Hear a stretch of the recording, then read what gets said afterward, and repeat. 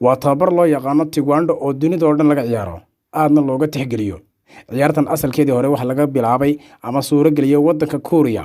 balse hadda dunida oo dhan waa laga ciyaaraa sidoo kale ciyaartani waxay leedahay magacyo kala duwan oo wadamada qaar laga ciyaaro ay gaarna u tahay sida karate oo laga ciyaaro wadanka Japan iyo Taekwondo oo Korea aad looga ciyaaro iyo sidoo kale ciyaarta la yiraahdo Kung Fu oo iyada laga ciyaaro wadanka China balse tani ay dhalinyaradan ciyaarayaan ayaa ah ta laga ciyaaro wadanka Korea oo iyadu ka duwan kuwa laga ciyaaro wadamada China iyo Japan tababarkani waxa loo adeegsadaa siyaabo kala duwan inta badan dadka yaqaan tababarkani ay isaga difaacaan weerarka lagu soo qaado naftooda sidoo kale waa ciyaar qofka jirkiisa ka dhigaysa mid dhisan dunida ayaa ciyaarahan laga yaqaanaa aadna looga tixgeliya hase yeeshee midooyinkii ugu dambeeyay deegaanada Soomaalida gaar ahaan Somaliland uu ku soo badanaya Hargeysa waxa ka jira xarumo lagu barto tababarkani ama ciyaartani oo lagu magacaabo Taekwondo kuwani waa dhalinyaro cuslaatay iyo kuwa yaryar oo tababarkan la siinayo sababta ay u qaadanayaan ayaan weydiiyay walow siyaabo kala duwan oo qof walba uu rabo inuu adeegsado ciyaartan caafimaad ahaan way fiican tahay sport uma bartay inaan dadka ku dilaan waxaan u bartay inaan nafteeda ku difaaco qofkii dhibaataysan aan ku caawiyo uma barta dadka qaar bay ka dhaadhacsan tahay waxaan baro dadka ku dil yaan waxaan u bartaa caafimaad ahaan san qof dhibaataysan caawin la si ay nafteeda markay halis gashaan u badbaadin la ciyaartan waxaan ku doorbidanayo ciyaartan waa ciyaar akhlaaq leh waa ciyaar edab leh waa ciyaar naftada hadii lagu yimaadana aad iska difaaci kartid waa ciyaar aad yani dad badan aad ku tari karayso waa ciyaar yani ku dhow adiga yani ku ilaalinaysa oo caafimaadkaaga ilaalinaysa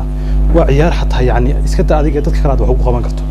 oo maanta oo kale qof dulmad aragtid wax ugu qaban karto tababarkan qabtay wali naftada ku difaaci way jiraan marar badan waa inta quraateen meesha uu joogaba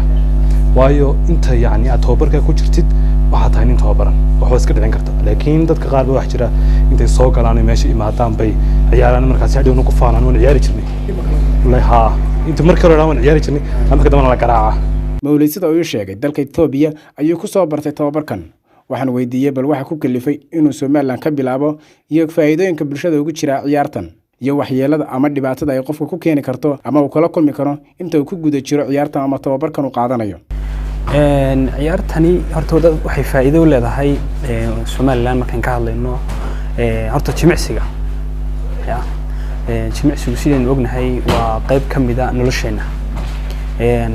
ciyaartani faa'iidooyinka leedahay waxa kamid ah qofku inuu jirkiisii uu exercise sameynayo oo uu dabeetana jirkiisii uu يعني حنوني أي دسميان رقيديسي على antiviruskii jirkiisa waxa jira maalintii qofka kumanaan xanuun ba soo weerara xanuunadaas waxay leeyihiin difaacayaal ilaahay ugu tala galay inay ka difaacaan qofka markuu training sameeyo unugyadiisaasi waxay noqdaan strong way adkaadaan soo xanuunada soo weerara way iska difaacaan horta number 1 waxa ah horta qofkii caafimaadka dhanka caafimaad exercise kaasi horta waa caafimaad waa kow talabaad waxa weeyaan qofkii waxay dhisaysaa kalsoonidiisii oo inuu qofku hadii dhib ku timaado inuu istifaaco oo naftiisa lagu soo doonto inuu istifaaco oo kalsoonidiisii horta sare u qaadaysaa number 2 jirahaanadna jirkiisina way dhisaysaa ta saddexaad waxa kale dhisaysaa akhlaaqdii qofka inuu qofku noqdo qof akhlaaq leh oo la dhaqan leh oo bulshada waayo ciyaarta magaceedaba qoraalka u dambeeyaba wuxuu ka turjumayaa discipline akhlaaq ciyaartan qofku inuu qof akhlaaq la noqdo oo ta kale faa'iido leedahay waxa kamid ah isdhexgalkii bulshada ciyaartan waxay leedahay tartamo caalami ah oo lagu qabto sida kubadda loo qabto sanadkiiba mar dunida ay uga dhacdo ayaduna waxay ciyaartani ka diiwaan gashantahay FIFA leedahay World Cup waxa la qabtaa tartan sida adduunka qaaradaha adduunka oo dhan ay ka wada qayb galaan qaarad walbaana meesheeda isku soo reebreebta soo marka tartankaas oo kale markuu dhacayo hadaanu ka qayb galno waxaanu sameynaynaa isdhexgal bulsho ta kala tartamano anagu halkan ku qabanaa hadaan nahay Somaliland International Taekwondo Club wadanka gudihiisa tartankii ugu horeeyay ka dhaca oo fighter oo ka dhaca Somaliland ayaanu qabanay sanadkiina dhaafay dabeeqadiisii faa'iido daro male dibna lagama dhaxli karo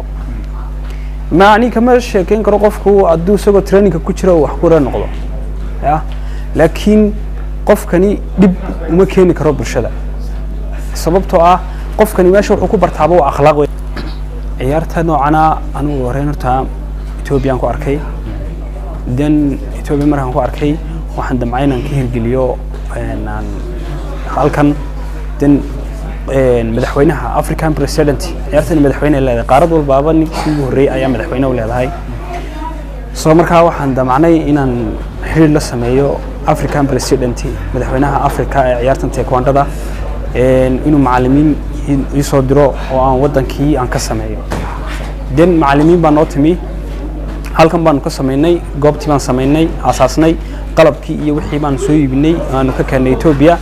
den markan qalabkii wixii Ethiopia ka keenay wadankan ka asaasnay macallimiin baan loo soo diray macallimiintii baa halkan nagu train gareysay macallimiintu markaan train gareysay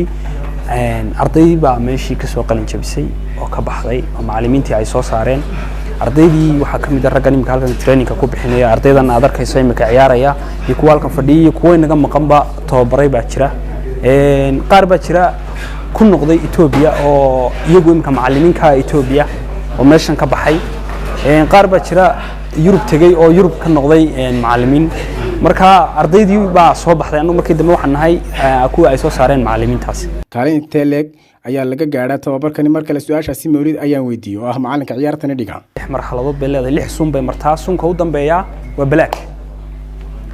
sunka adigu waxay ku qaadan kartaa qofka 2 years inuu ku gaaro dadku way kala duwan yihiin marka qof doonaya inuu sunka gaaro qof doonaya inuu iyaro naftiisa ku difaaco exercise oo jirkiisa uu ku dhiso inuu sameeyo qof doonaya inuu tartamada caalamiga ka qayb galo ka dadku way kala fikradeen iyadoo teamku waxay ku kala duwan yihiin cabsamadow teamtu waa weeyaan waa culays la qaadayo culayska qaadso bodygaagii uu weynaanayo tani waa xirfad lagu barayo oo ah qaabkii naftaadii aad u difaaci lahayd oo ah haday noqoto self defense qofa mindi kula soo orday siga qaban lahayd qofa kaladkaaga kugu dhigay sidee baad isaga furfuraysaa ya qofa xagga dambe ka qabtay uu qabtay gabigaagaba sidee baad isaga furaysaa 10 qof ku soo qabtay damcaynay mobilkaaga ka qaadan naftaadii ay ku dhibaan seba isaga difaacaysa marka waxay ku kala duwan yihiin ninka teamta ciyaara iskama difaaci karo cid ama qof ama laba midna iskama celin karo mana garanayo sidoo isaga furfur lahaa laakiin ninkani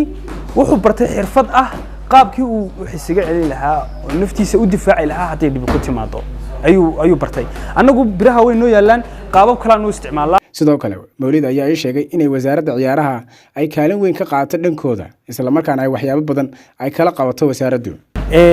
wasaaraddu wixii aan uga baahano haddii ay ka soo qayb galada noqoto way naga caawiyaan wasaaradda oo isku xidhanahay wasiirka wasaaradda dhalinyarada iyo ciyaaraha